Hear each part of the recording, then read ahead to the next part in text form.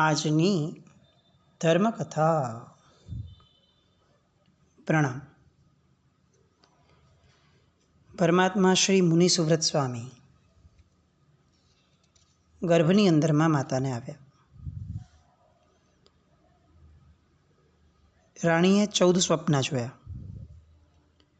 શ્વેત હાથી, ભવ્ય વૃષભ, કેસરી સિંહ, અભિષેક મગ્ન એવા મહાલક્ષ્મી, પુષ્પમાળાનું જોડલું, જ્યોત્સના છલકાવતો ચંદ્ર, દીપ્તિમંત એવો સૂર્ય, ઉત્તંડ સ્વર્ણદંડ ઉપર ફરકી રહેલો ધ્વજ, પૂર્ણ કુંભ, નિર્મળ જળથી સભર અને અદ્ભુત કમલપુષ્પો વડે અલંકૃત એવું સરોવર, અફાટ મહાસમુદ્ર, દિવ્ય વિમાન, ગગનચુંબી પર્વતસમો રત્નોનો પુંજ અને ધુમાડા વિહાણો છતાં ઉગ્ર જ્વાળાઓથી ધગધગતો એવો દિવ્ય અગ્નિ. આ 14 સ્વપ્નોને રાણીએ પોતાના મુખમાં પ્રવેશતા નિહાળ્યા. કોઈ પણ સ્વપ્ન, ઉત્તમ સ્વપ્ન, એ જ્યાં સુધી જોનાર પોતે અંગીકાર નથી કરતો, ફક્ત જુએ છે, તો એ ફક્ત જુએ એનો ફળાદેશ અલગ હોય અને એ સ્વપ્નને પોતે અંગીકાર કરી લે એનો ફળાદેશ અલગ હોય. આપણે ત્યાં સામાન્યતઃ માન્યતા એવી છે કે માતા સ્વપ્નની અંદરમાં આવા 14 મહાસ્વપ્નોને જુએ છે. વાત સાચી છે, પણ દરેક મહાસ્વપ્નને પોતાના મુખમાં પ્રવેશતા જુએ છે. સ્વપ્ન જોયું, પહેલું સ્વપ્ન ફોર એક્ઝામ્પલ, તો એ પહેલું સ્વપ્ન જોયા પછીથી એ ગાયબ નથી થઈ જતું, એ પોતાના મુખમાં પ્રવેશે છે, એ રીતે જુએ છે. એટલે આ રીતે 14 મહાસ્વપ્નોને પોતાના મુખમાં વન બાય વન પોતાના મુખમાં પ્રવેશતા માતા જુએ છે. અત્યંત રોમાંચ અનુભવે છે. આનંદના મહાસાગરમાં એ જાણે નાતા હોય એવું અનુભવે છે. શૈયામાંથી બેઠા બેઠા એ સ્વપ્નોના સ્વરૂપને એ બરોબર ધારી લે છે. આ એક પ્રકારની વ્યવસ્થા છે. આપણે આ બધા સ્વપ્નશાસ્ત્ર, શુકનશાસ્ત્ર, સમુદ્રશાસ્ત્ર, આ બધું જ આપણે ગુમાવી બેઠા છીએ. એના કારણે શું થાય છે કે કેટલીક વસ્તુઓની જે વિધિ છે એ વિધિ આપણાથી દૂર થઈ ગઈ છે. એટલે થાય એવું કે ઉત્તમ વસ્તુઓ મળવા છતાં એની વિધિવત સેવના નથી થતી, એટલે એ એવું જોઈએ એવું ફળ નથી આપતા. કોઈ પણ સ્વપ્નને, સારા સ્વપ્નને જોયા પછીથી તરતથી ઊભા પણ નથી થવાનું. જાગી જવાનું છે, સૂવાનું નથી, પણ આડા પડતા જ સૌ પ્રથમ જે સ્વપ્ન જોયું છે એને મનથી આખું ને આખું વાગોળી અને એને બરાબર ધારી લેવાનું છે કે મેં એક્ઝેક્ટ શું જોયું હતું, એને મનમાં ધારણ કરવાનું છે. એ ધારણ કર્યા પછીથી એ જે સ્વપ્ન જોયું છે, શુભતા જે જોઈ છે, એનો આનંદ અનુભવવાનો છે. આ કોઈ આર્ટિફિશિયલ ઊભું ન કરી શકાય. સાહજિકપણે એનો એક આનંદ જીવ અનુભવે. અને પછીથી માતા શું કરે છે તો કે ધીમે ધીમે ગજગામીની ચાલે એ રાજાજીના પલંગ સુધી પહોંચે છે. અત્યંત મધુર અને પ્રિયકર શબ્દો દ્વારા સૌથી પ્રથમ એ રાજા સુમિત્રને જગાડે છે. આ આપણે ત્યાંની વિધિ હતી. કોઈ પણ વ્યક્તિને સવારે મધુર શબ્દોથી જગાડવાની વાત હતી. આપણે લગભગ આજકાલ એલાર્મના માધ્યમથી જાગતા થઈએ છીએ. આ યોગ્ય નથી. ચોકસાઈ માટે એલાર્મ મૂકવો એનો કોઈ વિરોધ નથી, પણ મધુર શબ્દો સાંભળતા જે ઊંઘ ઉડે એની મધુરતા જે છે એ આખા દિવસ દરમિયાન જીવને એક બેક ઓફ માઇન્ડ એની છાપ રહે છે. કોઈને એવું જણાવવું કે તમે મને 6:20 જગાડજો ને, અને એ આપણને બહુ સારા શબ્દોથી જગાડે અને 6:20 એલાર્મ વાગે, બહુ સાહજિકપણે આપણે સમજી શકીએ છીએ કે બેમાં બહુ ફરક છે. કોઈ બહુ પ્રેમથી જગાડે, જગાડતા પણ આપણને આપણા નામથી બોલાવે, વાત્સલ્યથી માથે હાથ ફેરવે, ગ્રીટ કરીને બોલાવે. આ બધી આપણી મૂળભૂત પરંપરાઓ વાત્સલ્યની હતી. આપણી કૌટુંબિક પરંપરામાં આ બધું આવતું હતું. માતા જે રીતે સુમિત્ર રાજાને જગાડે છે એ જગાડવાની વિધિ પણ આપણાથી અત્યારે જાણે દૂર થઈ ગયો હોય ને એવા આપણે થઈ ગયા છે, શુષ્ક. બહુ જ પ્રિયંકર શબ્દો દ્વારા એમને જગાડ્યા. પછી રાજા પણ જાગે છે. એ રાણીને સૂચના આપે છે કે આ તમે ભદ્રાસન પર બેસો, અને પછી પોતે વિનયપૂર્વક માતા 14 સ્વપ્નોની વાત કરે છે. વાત કરતી વખતે પણ એક રોમાંચ હોય. આપણે ત્યાં બોલવું એક કળા હતી. ગમે તેમ બોલી લેવું અને પછી કહું કે ભાઈ આપણને તો બધી સ્પષ્ટ વાતો કરવી જ ફાવે છે, એ ઉચિત નથી. બોલવું એ પણ એક કળા છે, કારણ કે આપણા બોલવા માત્રથી સામા વ્યક્તિના અને આપણા પોતાના મનના વિચારો, એના તરંગો એ પ્રગટે છે. મધુર બોલાયેલી વસ્તુઓ એના તરંગો મધુરતાથી પ્રગટે. એટલે સામાને એ ક્યારે આકરા ન લાગે, અને આકરું ન લાગે તો આકરો ન બને સામો વ્યક્તિ. એટલે આ એક મધુરતાથી બોલવાની પણ એક કળા છે. એમણે બધી વાત કરી અને પછી બહુ જ વિનયપૂર્વક આ 14 સ્વપ્ન જે આવા જોયા એના ફળાદેશ વિશે પ્રશ્ન પૂછ્યો. સ્વપ્નોની વાત સાંભળતા સાંભળતા જ રાજાની પ્રસન્નતા એનો પાર નથી રહેતો. એક એક સ્વપ્ન બોલાતું જાય છે અને રાજા એક સ્વપ્નના રિસ્પોન્સમાં, એના પ્રત્યુત્તરમાં પોતાનો આનંદ વ્યક્ત પણ કરે છે. એ જે અભિવ્યક્તિ છે, એ અભિવ્યક્તિ એ માતાને પણ આગળના સ્વપ્નો કહેવામાં રોમાંચ અનુભવાવે છે. આ એક પારસ્પરિક પ્રક્રિયા છે. રાજા હવે પોતાની બુદ્ધિ અને સ્મૃતિના આધારે આ સ્વપ્નો ઘણા ઉત્તમ, લાભકર્તા અને માંગલિક છે એવું કહે છે, અને એમ કહે છે કે આપણને ચોક્કસપણે એક અસાધારણ કક્ષાના પુત્રની પ્રાપ્તિ થશે. રાણીને આ સાંભળીને ખૂબ આનંદ થયો. પછીની જે શેષ રાત્રિ હતી એ પોતાની શૈયામાં જ બેઠા બેઠા બંને દેવગુરુ ધર્મ સંબંધિત તત્વ ચર્ચાઓ અને ચિંતનની અંદરમાં પસાર કરે છે. આપણે ત્યાં પતિ અને પત્નીને વાત કરવા માટે ઘણા બધા વિષયો હતા. તત્વ ચર્ચાઓ કરી શકે એ રીતની વાતો, એ રીતનું જ્ઞાન પણ હતું. આજે તો પરિસ્થિતિ એવી આવીને ઊભી રહી છે કે ઘરના 5 જણ ભેગા થાય તો કયા વિષય પર વાત કરશે એનો સૌથી મોટો પ્રશ્ન ઊભો થાય. અને આ બહુ જ નબળી પરિસ્થિતિ છે. ધાર્મિક ઘરોની અંદરમાં પણ પરિસ્થિતિ આ છે કે જો કોઈ વાત કરશે તો યા તો એ કોઈ નિંદાની કોઈની વાત હશે, યા તો પછી કોઈ વિષય રાગની અનુમોદનાની વાત હશે, યા તો એ પારકી પંચાયત હશે, અને યા તો પછી ટોક કરવાની વૃત્તિ હશે.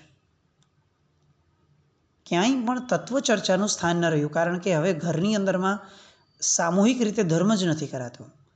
પત્નીને જ્યારે સમય મળે ત્યારે પત્ની પોતાનો ધર્મ કરી લે, પતિને તો સમય મળતો જ નથી, ને મળે તો એને કરવો હોય તો કરે. બાળકોને પોતાના ભણવામાંથી સમય નથી મળતો, એટલે એ અઠવાડિયે એકવાર, 15 દિવસે એકવાર કદાચ એને જે કરવું છે એ કરે. આપણે પર્યુષણાની થોઈ જોઈએ તો પર્યુષણાની થોઈમાં પણ બહુ સાહજિક રીતે આ વાત આવે છે કે પરિવાર સાથે જવાનું છે. વિશેષ પ્રસંગોના દિવસોમાં આખા પરિવાર સાથે પરમાત્માની ભક્તિ કરવા જવાનું છે. આપણે ઘણી બધી વાર પરમાત્મા ભક્તિની વિધિ માટે 500 જગ્યાએ માથાકૂટ કરતા હોઈએ કે વિધિમાં શું લખ્યું છે, આમ કરાય કે આમ કરાય. પણ આ વિધિ ક્યારેય આપણા મગજમાં બેસતી નથી કે પરિવાર સાથે પૂજા કરવા જવાનું છે. અહીંયા રાજા અને રાણી બંને બેસી અને તત્વ ચર્ચા કરે છે. આ યોગ્યતા છે, અને કદાચ આવી જ યોગ્યતાના કારણે ઘરે તીર્થંકરનો જન્મ થતો હશે. રાત્રિ પસાર થઈ. બીજે દિવસે સુમિત્ર રાજાએ પોતાના નગરના જ્યોતિષ, નિમિત્ત આદિ શાસ્ત્રોના જ્ઞાતા એવા ઉત્તમ બ્રાહ્મણોને રાજ્યસભામાં આમંત્ર્યા. એમની સમક્ષ રાણીને આવેલા 14 સ્વપ્નો વર્ણવ્યા, એનો ફળાદેશ પૂછ્યો, અને નિમિત્તજ્ઞોએ પણ જણાવ્યું કે આવા સ્વપ્નો સૂચવે છે કે આપનો થનાર પુત્ર કાં તો તીર્થંકર થઈ શકે અને કાં તો એ કોઈ ચક્રવર્તી રાજા થાય. રાજા હરખથી નાચી ઉઠ્યા. નિમિત્તજ્ઞોને પણ ઉચિત દાન દક્ષિણા વગેરે આપી અને રાણી પાસે દોડ્યા. બધી વાત હોંશે હોંશે રાણીને જણાવી. હજી તો આ વાત ચાલુ હતી ને ત્યાં એક આશ્ચર્યકારી ઘટના બને છે, જે ઘટના ફક્ત મુનીશ્વર સ્વામી ભગવાનના જીવનની અંદરમાં જ અનુભવાય છે, સાંભળવામાં આવે છે, વાંચવામાં આવે છે. વાત એમ છે કે આ વાતો ચાલી રહી હતી ત્યારે આકાશ માર્ગે વિચરી રહેલા એક ચારણ મુનિ એ અચાનક ત્યાં ઉતરી આવે છે. રાજા રાણી જુએ છે એટલે તરત જ એ એમને વંદન કરે છે અને ધર્મલાભ આપતા એ મુનિરાજ રાજા રાણીની સામે ઊભા રહ્યા. રાજાએ તત્ક્ષણ આસન મંગાવ્યું, એની પર બેસવાની વિનંતી કરી. મુનિ આસન પર બેઠા અને રાજા રાણીએ એમને વંદન કર્યા પછીથી રાણીએ જોયેલા સ્વપ્નની વાત એમને કરી. મુનિરાજે પોતાના જ્ઞાનનો ઉપયોગ મૂક્યો અને એમને જે જણાયું એ એમને પોતાના પ્રસન્ન મુખમંડળમાંથી એમણે જણાવવાનું શરૂ કર્યું. રાજન, તમે ખરેખર બળભાગી છો. જીન શાસનના શાસ્ત્રોમાં આવા સ્વપ્નાઓનું બહુ જ મહાત્મ્ય વર્ણવ્યું છે. તીર્થંકરની માતાને જ આવા સુસ્પષ્ટ અને સુરેખ સ્વપ્નો આવે, અને એટલે જ હું બહુ જ મક્કમતાથી આ તમને કહી શકું છું કે તમારે ત્યાં તીર્થંકરનો પુણ્યાત્મા જ પધાર્યો છે. રાણી પદ્માવતી પૂરે મહિને પુત્રને પ્રસવશે, તે મોટો થઈ અને આ હિમાચલ પૃથ્વીનો સ્વામી એવો રાજા થશે. છેવટે તે દીક્ષા લેશે, તપ તપશે, કેવળ જ્ઞાન મેળવશે અને આ ભરત ક્ષેત્રની વર્તમાન જીન 24માં 20મા મુનિસુરત સ્વામી નામે તીર્થંકર તરીકે જીન શાસનના પ્રવર્તક બનશે. માટે મહારાજ, તમારી રાણીએ અતિ ઉત્તમ એવા ફળદાયક સ્વપ્નો દીઠા છે. હજી તો આ સાંભળી અને આ બંને પોતાનો આનંદ કઈ રીતે વ્યક્ત કરવો એ વિચારે છે. એટલી વારમાં, ક્ષણવારમાં પણ એ મુનિરાજ આકાશમાં ઉડી ગયા અને અલોપ થઈ ગયા. રાજા અને રાણી ક્યાંય સુધી ત્યાં જ ઊભા રહી અને હર્ષના આંસુ વહાવતા વહાવતા મુનિની વાણીને મંબળાવ્યા કરે છે. એ દિવસ હજી તો પૂરો થાય, આ એક આશ્ચર્ય પૂરું થાય ત્યાં તો રાજાને એક પછી એક આશ્ચર્યના બીજા સમાચારો આવવાના શરૂ થાય છે. રાજા પોતે, નગરના બધા જ લોકો બધા જ આશ્ચર્યમાં છે, કારણ કે જે રાત્રે રાણીએ સ્વપ્ન જોયા અને ગર્ભધારણ કર્યો હતો એના બીજા જ દિવસથી, એટલે કે એ જ દિવસથી આખી નગરીમાં અને આખા દેશમાં જાણે એક શાંતિનું મોજું ફળી વળ્યું હોય એવું સૌ અનુભવે છે. કેટલાક રોગીઓના રોગ એકાએક મટી ગયા. અકાળ મૃત્યુની અમંગળ ઘટનાઓ એ દિવસમાં થઈ જ નહીં. ચોર અને ધાડપાડુઓની રંજાડનો એક પણ સમાચાર એ દિવસે આવ્યા નહીં. કેટલાક દુર્દમ શત્રુઓ સાથે જે લાંબા સમયથી કમેળ ચાલતો હતો એ અચાનક જ એ રાજાઓના સમાચાર આવ્યા અને સુમેળ સધાઈ ગયો. રાજાને એક પ્રકારની અપૂર્વ નિરાત એ અનુભવાઈ રહી હતી. રાજા સમજી રહ્યા હતા કે આપણે આંગણે આવેલા કલ્પવૃક્ષ તુલ્ય દીકરાનો જ આ પ્રભાવ છે. બીજે બધે તો વ્યવહાર એમ કહે છે કે પુત્રના લક્ષણ પારણામાંથી, પણ આ તો તીર્થંકર છે. તીર્થંકરના લક્ષણ એ તો ગર્ભમાંથી છે. અને આમ ને આમ દિવસો, મહિનાઓ પસાર થવા લાગ્યા. 3 મહિના થયા હશે ત્યાં રાણીને અવનવા મનોરથો થવા લાગ્યા. એને એમ થયું કે મારે રોજ જીનાગમની વાણી સાંભળવા જવું છે. હું રોજ જીનબિંબોની ઉત્તમ પ્રકારે પૂજા રચાવું. મુનિ ભગવંત પધાર્યા. ત્યાં જઈને વિનંતી કરે છે રાણી કે મને શ્રાવક ઉચિત એવા ઉત્તમ વ્રતોનું પાલન કરું એવા આશીર્વાદ આપો અને મને વ્રતો આપો. નિર્ગ્રંથ મુનિ ભગવંતોને નિર્દોષ આહાર આદિનું દાન વગેરે આપવાનો પણ મનોરથ થાય છે. અને રાજા આ તમામ મનોરથોને બહુ ઉત્સાહપૂર્વક પૂર્ણ કરતા રહે છે. આમ ને આમ 9 મહિના અને 7.5 દિવસ પૂર્ણ થતા ગયા. જેઠ વધી આઠમની રાત્રિ આવી. અત્યંત ઉત્તમ એવી લગ્નની વેળા પ્રગટી. મુહૂર્ત અને યોગો પણ સર્વશ્રેષ્ઠ પ્રવર્તી રહ્યા હતા. શુભ ગ્રહોની દ્રષ્ટિ લગ્નવણી પ્રવાહિત થઈ હતી. હોરાઓ ઉર્ધ્વમુખી થવા લાગી. સઘળા શુભ ગ્રહો ઉચ્ચ સ્થાને ગોઠવાયા. બધા જ પાપ ગ્રહો 11મા સ્થાને આવીને બેસી ગયા. મકર રાશિનો ચંદ્રમા શ્રવણ નક્ષત્રના 3જા અંશમાં પ્રવેશ્યો. આખું નગર, સમગ્ર રાજભવન જ્યારે મીઠી નીંદરના આશ્લેષમાં લપેટાયેલું હતું એવા સમયે રાણી પદ્માવતીએ પ્રસૂતિની લેશ માત્ર પણ પીડાનો અનુભવ કર્યા વિના સુખમય રીતે એક પુત્રને જન્મ આપ્યો. વૈડૂર્ય અને મરકત રત્ન જેવો નીલો વાન ધરાવતો એ પુત્ર, અને એ પુત્રના જન્મ સમયે પણ સંસારના સર્વ જીવો એક અવર્ણનીય એવી અલૌકિક શાતાનો અનુભવ પામ્યા. પેલા નિગોદના એકેન્દ્રિય આત્માઓ નરકલોકના દુઃખતપ્ત જીવાત્માઓ આ બધા જ નિગોદ, એકેન્દ્રિય, બેઇન્દ્રિય, તેઇન્દ્રિય, ચૌરિન્દ્રિય, પંચેન્દ્રિય, નારક, દેવ બધા જ આત્માઓ એ પળે એક અકથ્ય સુખને સંવેદે છે. અખિલ બ્રહ્માંડમાં જાણે પ્રકાશનો એક ફુવારો પળભર માટે ઉછળી ગયો. પંખીઓ જય જયના મંગલ કલરવથી ધરાતલને ગજવી મૂકે છે. મીઠો, શાંત અને અનુકૂળ પવન વાઈ રહ્યો છે. વૃક્ષો, ફૂલ છોડો, વનરાજી એકાએક જાણે પલ્લવિત થઈ અને મોહરી ઉઠી હોય. ખેતરમાં અકાળે જ ધન્યના કણસલા લચી પડ્યા. સરોવરમાં પાણી ઉભરાવવા લાગ્યા. વિધવિધ કમળની જાતિઓ પણ ખીલી ઉઠી. એકંદરે એક તીર્થંકરનું પ્રાગટ્ય થાય એની સાથે જ આખી સચરાચર સમગ્ર સૃષ્ટિ એ આનંદ અને સુખ એનું અદ્વૈત અનુભવી રહી હતી. આ આનંદ છે. પ્રકૃતિને જે આત્માએ પૂર્વથી ત્રીજા ભવની અંદરમાં સમગ્રતયા પવિત્ર કરવા માટેનો સંકલ્પ કર્યો છે, જે આત્માએ પૂર્વથી ત્રીજા ભવમાં પોતાના આત્મકલ્યાણની સાથે સૂક્ષ્મતમ જીવનું પણ આત્મકલ્યાણ થાય એવો ભાવ પ્રચુર પ્રમાણમાં અનુભવ્યો, સંવેદ્યો છે. અને પ્રકૃતિમાં એના આંદોલનો જેને છોડ્યા છે, એવો આત્મા આજે જ્યારે જન્મે છે ત્યારે જાણે પ્રકૃતિ જ ઉજવણી કરે છે. બાહ્ય અને અભ્યંતર પ્રકૃતિ ઉપર અપરાજય આધિત્ય સ્થાપી શકે આધિપત્ય એવી ચેતનાનું એ પ્રાગટ્યનું પ્રથમ ઉજવણું સૌથી પહેલો પ્રકૃતિ કરે છે. સૌથી પહેલું ઉજવણું પ્રકૃતિએ કર્યું. હવે બીજું ઉજવણું કોણ કરશે? તો કે દેવો કરશે. આપણે ત્યાં એક પણ તીર્થંકર પરમાત્મા એવા નથી થયા કે જેમના જન્મના વધામણા એ સૌ પ્રથમ મનુષ્ય લોકના લોકોને જાય. અને એટલે જ કદાચ મધ્યરાત્રિઓએ પરમાત્માના જન્મ થયા છે. કારણ કે જગત સૂતું હોય અને મધ્યરાત્રિનો સમય પસાર થાય એટલી વારમાં દેવો આવી અને પોતાનું ઉજવણું કરી લે.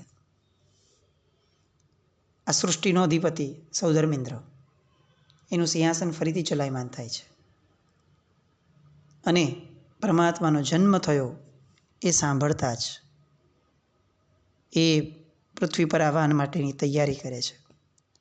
પણ આ સૌધર્મેન્દ્રનું આસન કંપિત થાય એની સાથે સાથે હજી એક આસન કંપાયમાન થાય છે, અને એ છે 56 દિક્કુમારિકાઓનું. આ પણ એક બહુ અનેરી ઘટના છે. પરમાત્માની ઉર્જાઓ એ જ્યારે જે સમયે જેની આવશ્યકતા છે, જેનું કર્તવ્ય છે, એને હચમચાવે છે, એને જગાડે છે, એને જાગૃત કરે છે. ઇન્દ્ર આવી અને ઉજવણું કરે એ પહેલાં સૂચિકર્મ થવું આવશ્યક છે. એ સૂતિકર્મ કરશે કોણ? આપણે ત્યાં તો સામાન્ય નર્સ વગેરે કરતા હોય આપણું, પણ અહીંયા તો દિક્કુમારિકાઓ આવી અને સૂતિકર્મ કરે. 56 દેવીઓ એ બધાના અલગ વિમાનો, એ દરેક વિમાનનું પોતાનું આસન એ કંપે. અને જ્ઞાન વડે એ લોકો જાણે છે કે જીનેશ્વર પરમાત્માનો જન્મ થયો છે, અને પોતાનો આખો પરિવાર લઈને તત્કાલ 8-8 અને 4-4ની સંખ્યામાં એ જન્મ સ્થળે આવીને ઊભી રહે છે. આપણે ત્યાં જેને દાયણ કહેવાય, એ દાયણનું કામ એ દેવલોકની અંદરમાં રહેલી આ દિક્કુમારિકાઓ કરે છે. અને આનો અબાધિત શાશ્વત અધિકાર આ દિક્કુમારિકાઓને રહેલો હોય છે. સૌથી પહેલાં આવે છે અને માતા અને પરમાત્માને વંદન કરે છે. ત્યાર પછી નાળનું છેદન કરે છે. સ્નાન, મર્દન, વસ્ત્ર અલંકારોનું પરિધાન વગેરે વિધિઓ કરે છે. લઘુ હિમવંત નામનો જે પર્વત છે ત્યાંથી ગોશીશ ચંદનના કાષ્ઠનું દહન કરવા પૂર્વક એમાંથી ભસ્મ બનાવે છે. એ ભસ્મમાંથી બનાવેલી રક્ષા પોટલી એ પરમાત્માના હાથ ઉપર એ લોકો બાંધે છે. શું આશય? તો કે કોઈની કુદૃષ્ટિ વગેરે પરમાત્માને ન નડે એ આશય. આપણને આમ પ્રશ્ન થાય કે જેના જન્મ સમયે બધા જ ગ્રહો ઉંચના થઈ ગયા હતા, એને હવે કોની કુદૃષ્ટિ નડવાની? અને વાત સાચી પણ છે, પરમાત્માને કોઈની કુદૃષ્ટિ ન નડે, પણ પરમાત્માનો અધિકાર, પરમાત્માનું પુણ્ય એ પરમાત્મા જાણે. ભક્તનું હૃદય એ તો પરમાત્માને સ્વતુલ્ય પોતાના વાત્સલ્યનું પરમ પ્રતીક ગણી અને પોતાના મનના જે ભાવો ઉભરાય એ બધા જ ભાવોને પરમાત્માની અંદરમાં આરોપિત કરવાનું કાર્ય કરાવે. સ્ત્રી સહજ આ ભાવ થાય કે આ કુંવરને કોઈની નજર ન લાગી જાય, અને એટલે પરમાત્માની રક્ષા પોટલી બાંધે છે. એ પરંપરા આજે પણ આપણે ત્યાં છે. આપણે ત્યાં બાળકને રક્ષા પોટલી બંધાય. જો કે તકલીફ એ થઈ ગઈ કે હવે આપણે ફેન્સી રક્ષા પોટલીઓમાં આવી ગયા. કોઈ પવિત્ર વ્યક્તિના દ્વારા અભિમંત્રિત થયેલી રક્ષા પોટલીના બદલે સાવ કોઈ રીતે મંત્રિત ન હોય, ફક્ત ફેન્સી હોય, કલરફુલ હોય, ગમે તે દ્રવ્યોથી બની હોય એવી વસ્તુને રક્ષા પોટલી ગણી અને પહેરવા લાગ્યા. આપણે ગમે તેના હાથેથી પહેરવા લાગ્યા, ગમે તેના હાથેથી લઈને પહેરવા લાગ્યા. આવું ન હતું. આપણે ત્યાં ફક્ત દ્રવ્યોની કિંમત કરવાના કારણે એના મૂળભૂત આશયોથી આપણે વિખૂટા પડતા ગયા. 56 દિક્કુમારિકાઓ જે બાંધતા હતા એ લઘુહિમવંત પર્વત, એનું કાષ્ઠ, એની ભસ્મ એને બાંધતા. આપણે ત્યાં સરસવના દાણાઓનો પાવડર, એનું ચૂર્ણ બનાવી અને આ રક્ષા પોટલીની અંદરમાં મૂકવામાં આવતું. આચાર્ય ભગવંત એ જ્યારે પણ પોતાની પીઠિકા વગેરેમાં બેસે ત્યારે એને અભિમંત્રિત કરતા. એ રક્ષા પોટલીઓ કહેવાતી. એ વેચાય નહીં ક્યારે, પણ આવી રક્ષા પોટલી વગેરે બાંધી અને તીર્થંકરના કાન પાસે 2 પાષાણ ઘોડાઓને હાથમાં પકડી અને પરસ્પર અફડાવે છે, અવાજ પેદા કરે છે અને જાણે ભગવાનને એક સંદેશો આપે છે કે ભગવાન, આ ઘોડા તો પર્વતનું પ્રતીક છે, તમે પર્વત જેવા દીર્ઘાયુષી થાઓ એ માટે અમે આ પ્રક્રિયા કરીએ છીએ. આવી અનેક પ્રક્રિયાઓ તાર્કિક રીતે જોવા જઈએ, આધ્યાત્મિક રીતે જોવા જઈએ તો જેનું બહુ જ મહત્ત્વ છે એ એમના જન્મ સાથે જોડાયેલી પ્રક્રિયાઓની વાતો માટે આવતીકાલે ફરીથી મળશું. જીના જ્ઞાનવિદ કંઈ પણ બોલાયું હોય તો મિચ્છામિ દુક્કડમ. જૈનમ જયતિ શાસનમ.